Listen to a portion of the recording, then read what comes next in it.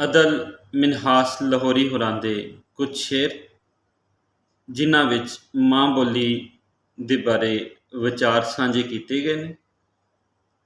वो लिखते ने, रुख वढ़ के छां नूं कतल ना कर, रुख वढ़ के छां नूं कतल ना कर, हत्थीं नामो निशान नूं कतल ना कर। रुख वढ़ के छां नूं कतल ना कर, हत्थी नामो निशान नूं कतल ना कर।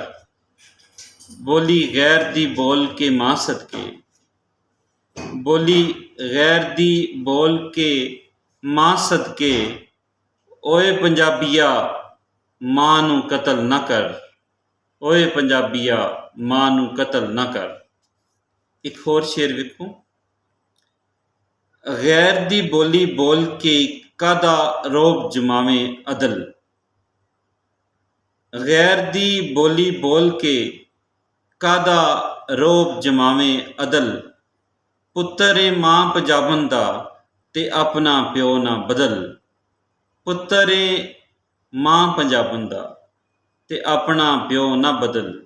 गैर दी बोली बोल के कादा रोब जमावें अदल। ऐसी कुछ शेर अदल मिनहास लाहौरी होरां दे, जिहड़ी उन्हां दी किताब परबत होया मिट्टी दे विचों ਇਹ शेर तुहाडे नाल सांझे कीते गए ने। परबत होया मिट्टी अदल मिनहास लाहौरी की किताब।